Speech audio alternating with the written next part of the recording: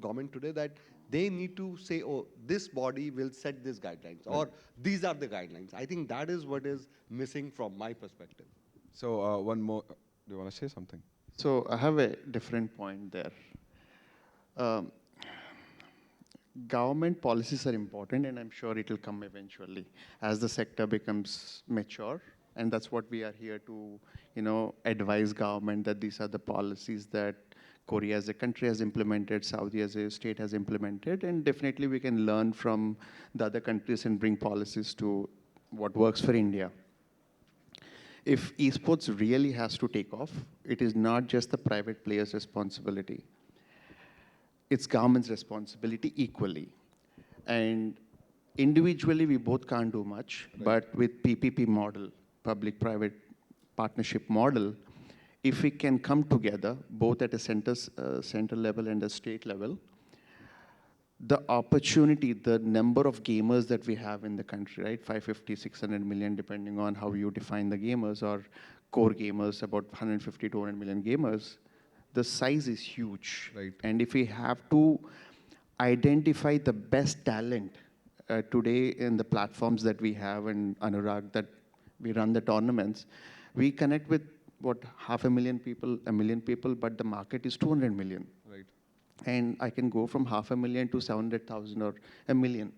If I have to go beyond that and go to 200 million hardcore gamers that play 3-4 hours every single day, grind every single day, if I have to discover the best talent who's going to represent India in Olympics or globally, it has to be government and private partnerships. Yeah. So do you know, like they all know, do you know an average salary of a BGMI player, by the way? No? Any guesses? He's just a 16-year-old boy, let's say, or a girl. An average salary monthly. Wrong. You're there, but... He said average. He's correct, actually. Average, you can... Average, but For the T1 player, I'm saying... how many players you are taking. Yeah. So if the player is just recognized by one organization, let's say, minimum he will get 50 to 70K. Minimum, that's the rate. The highest paid esports athlete in India, let's say there are 50, for example. All the T1 lobbies, their salary exceeds more than 12 LPA. Okay, people are earning, and it's just hardcore esports. There is no the RMG or the brand collaborations or anything. It's direct the salary I'm talking about. So yeah, what do you think about these salary patterns and everything? The orgs, especially, who are involved, because you guys are coming from the core, and I really want to know, like, they should know because they are here. We already know about it. The whole structure of tournaments, how it is done, Vamsi, so that they can also have a better understanding. Because I think many of them don't even know what exactly we guys are doing, and that's why we face some problems, and we are facing it. What do you think? No, is it in terms of career perspective? No, I'm just saying in the, let's say, how to build a career in it. Career perspective. See, there are, like, I did my engineering, but in my 23 years of work experience before I started this, I never did anything close to what I did in engineering. I moved completely to marketing, and I built strategies, campaigns, stuff like that. So what I am capable enough from the education perspective to what I actually did for 23 years has nothing to do with it. Same thing goes for esports and gaming as well. You might be a great player, but you may not be qualifying for an Olympic player. Right? So what happens, people lose heart and they think that I don't want to pursue this career. I've been a gamer since Anurag 99, maybe before that. I'm older than Anurag, by the way. I started my career in gaming in 99. I've been a gamer since 1986. So I made sure that even though I'm not a professional player, I wanted to be in the passion place where it gives me satisfaction, and at the same time you make money as well. So same thing goes with the players themselves, right? If you are not capable enough to represent your country or represent your state or whatever, depending on what you're talking about. There are other aspects of careers in esports. You can become coaches, for example. You can become broadcasting expert. You can become, if you have a parallel capability of creative geniuses in you, you can get into creative elements of gaming. There are a lot of, in my organization I have about 66 people in my organization. Everybody are gamers. I mean, obviously, if you have to work in an esports company, you have to have the first requirement. My interview question, first thing I ask, how many hours a day you play? What games do you play? I judge based on that to start with, and then their attitude and their skill sets, and that's how it is. So there are a lot of opportunities that will come. So just being the top of the food chain is not the opportunity. Opportunity doesn't end there. Right. And wish Flok, sir, because you're coming from a marketing background, you have built India Today Gaming, you have done so many esports tournaments with a prize pool of 1 crore. So how do you see the whole ecosystem when it comes to the ROI and revenue, especially? Yeah, in esports, the primary revenue comes from, sponsorship. So earlier, the sponsorship monies were very small because, the brands also need to understand it and all of that. But now I believe when we started, it started very small, and then subsequent tournaments, the revenue became pretty large as compared to the ones which we started with. So obviously now people are understanding this, industry pretty well.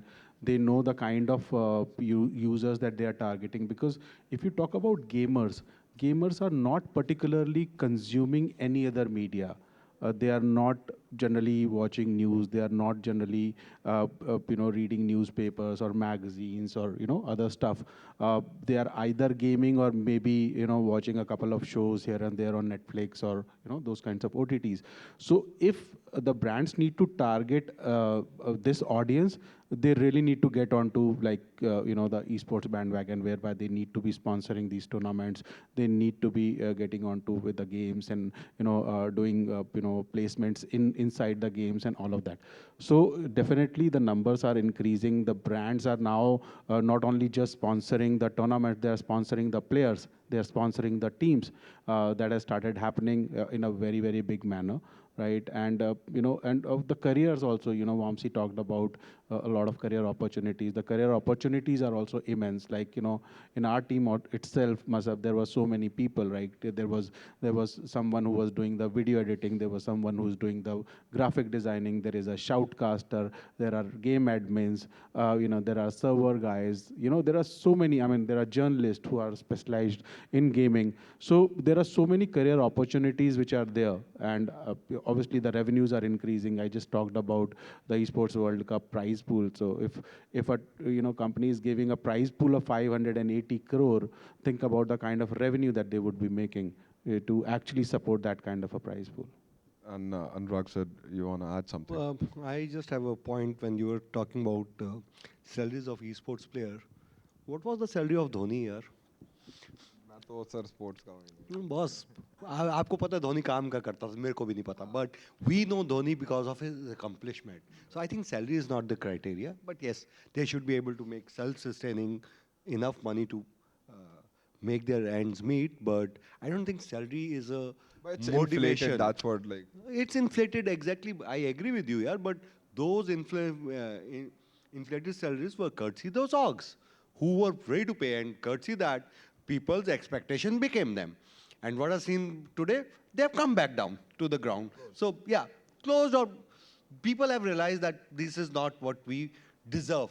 Oh, sorry. They think this is not what we'll get. Yes, we deserve more than this. But that's our general thing has been. So that's all. I think we remember Dhoni or Sachin or anybody else because of what they've achieved, not what their salaries were. Right. And because already we have discussed a lot. Any questions from the audience? Like you want to ask something? Yes. कैसे mic दिया जाएगा? मैं आके दे दूं? एक दे वहाँ पर। Oh shit, मेरा वो हो गया पैर। सो गया। अभी मैं गिर जाता। Okay, हाँ। मैं गिरता तो कितना हंसी आती। आप आते मुझे सभी आ जाते सर आज मैं तो खुद हंसते हुए गिरता था. There's a button there. You can, but there's a button. Easy. See, यहाँ पे there's a button. Lo- if you're too loud, you can. So thank you for your insights, the panelists. Mike, I have two questions. One thing that the Indian gaming community has predominantly been with betting games or gambling, which is, I am very disappointed with that because I think there's a lot of potential with skill-based esports. So comment and advise on how we can change that. Second, regarding Unreal Engine 5 using Oh. AI-generated games. So can we make a game in India that can exceed Black Wukong, for example? So I'm not gonna answer. I think yes. Even I can answer, but Sure. So, see, I mean, let me. So one of the reasons why when you one betting is illegal in India, right? So whatever the apps that are into this, they are operating purely illegally. It takes, as I said in my earlier answer, some time for the government to respond, for the society to respond. You are in that, like the what do I say, the twilight period where the law is just about to catch up, right? So that's my comment on that one. The second, if you're specifically, the question is to some people mistake RMG or skill games as also betting and gambling, precisely because at the end of it, you have a mutual fund kind of disclaimer, which is actually given in the interest of the public, right? Now, there, I just would urge everyone to consider that the entry level to play a PS5 game is anywhere between 50,000, which is the standard PS5 price, to the license fee for the game, which is anywhere between 2,000 to 5,000 rupees. How many of us can afford a 50,000 rupee console to play a decent game, right? The reason why mobile games are popular in India is, all said and done, we are still a poor country, and poor people also have a need for entertainment. And their way to engage with that is a game of, say, Ludo or a game of Rummy. So that is where I would urge all of you to sort of be considerate, which is that while you and I might be able to afford a console and get our entertainment there, not everyone has access to those kind of sort of facilities. Right? That's my number one point. The number two, on Unreal, I've already commented. I'll also let the other experts sort of give this one. Game building is a huge enterprise. It requires a lot of money, which is where I would encourage, and Dream 11 is typically given as an example. Dream 11, all the money that they are making in the RMG sector, they're investing heavily into building Dream Studios, which probably I would like to believe is going to be India's best cricket game, right? So look forward to that, and let's see how we are able to sort of compete with the world. answering the second question only, I'll just like summarize it in a very short. So there are